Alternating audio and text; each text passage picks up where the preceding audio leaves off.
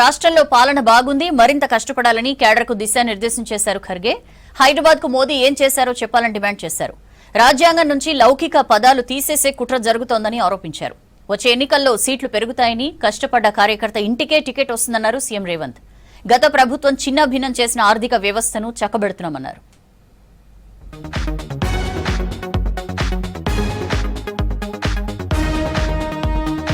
తెలంగాణలో కాంగ్రెస్ ప్రభుత్వం కార్యకర్తల కష్టమేనన్నారు AICC chief Mallikarjuna Kharge.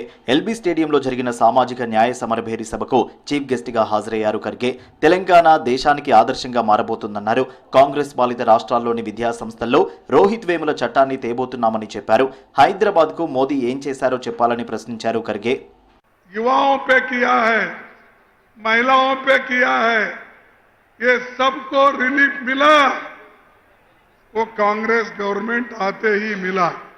Congress party बहुत पब्लिक इंस्टीट्यूशन बनाई, कम से कम सेंट्रल गवर्नमेंट के 50 इंस्टीट्यूशन यहां पर है, वो किसी मोदी ने नहीं बनाया।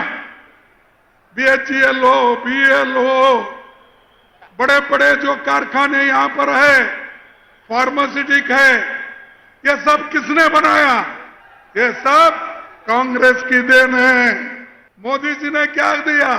मोदी जी बोले मैं 15 लाख दूंगा, दिया 15 लाख। పహల్గాం తర్వాత ప్రభుత్వ చర్యలకు కాంగ్రెస్ మద్దతిచ్చిందన్నారు ఖర్గే. పాకిస్తాన్ను అది చేస్తాం ఇది చేస్తామని చెప్పిన మోదీ యుద్ధం చేయకుండా ఎందుకు పారిపోయారని ప్రశ్నించారు. మోదీలాగా ఇందిర భయపడలేదని చెప్పారు. రాజ్యాంగం నుంచి లౌకిక పదాలు తీసేయాలని బీజేపీ కుట్ర చేస్తోందని ఆరోపించారు. దమ్ముంటే బీజేపీ ప్రణాళిక నుంచి సెక్యులర్ పదాన్ని తీసేయాలని సవాల్ చేశారు ఖర్గే. अरे हम पाकिस्तान को ऐसा करेंगे, करो भाई, नको कौन बोले? हमने तो उसको करने के लिए मदद किया, लेकिन आप बीच में क्यों छोड़े? ट्रंप बोलता है पाकिस्तान और हिंदुस्तान का युद्ध मैंने खत्म किया, मैंने शांत करवाया। तो मोदी साहब आपका मुंह क्यों बंद है? बोलो, ट्रंप की जरूरत नहीं, हिंदुस्तान में हम मजबूत हैं और हम लड़ने के लिए तैयार हैं। కార్యకర్తలను గెలిపించే బాధ్యత తనదేనన్నారు సీఎం రేవంత్ రెడ్డి. అన్ని పదవులు త్వరలో భర్తీ చేయబోతున్నామని హామీ ఇచ్చారు. రానున్న ఎన్నికల్లో అసెంబ్లీ, పార్లమెంటు సీట్లు పెరగబోతున్నాయని, కష్టపడ్డ కార్యకర్తకే ఇంటికి టికెట్ వస్తుందని చెప్పారు. రాబోయే ఎన్నికల్లో 100 అసెంబ్లీ, 15 పార్లమెంటు సీట్లు గెలిచి ఢిల్లీకి గిఫ్ట్గా ఇస్తామన్నారు రేవంత్. తన మాటగా సోనియాకు చెప్పాలని ఖర్గేకు సూచించారు. నాయకులు ఎన్నికలు అయిపోయిన వేదిక మీద ఉన్నోళ్ళకు ఇక ప్రాణ సమానులైన మా కార్యకర్తల ఎన్నికలు ఉన్నాయి. మిమ్మల్ని గెలిపించే బాధ్యత నాది. సర్పంచులుగా, వార్డు మెంబర్లుగా, ఎంపీటీసీలుగా, ఎంపీపీలుగా, జడ్పీటీసీలుగా, జిల్లా పరిషత్ చైర్మన్లుగా, కౌన్సిలర్లుగా, కార్పొరేటర్లుగా, మేయర్లుగా మిమ్మల్ని గెలిపించే పూచి నేను తీసుకుంటా.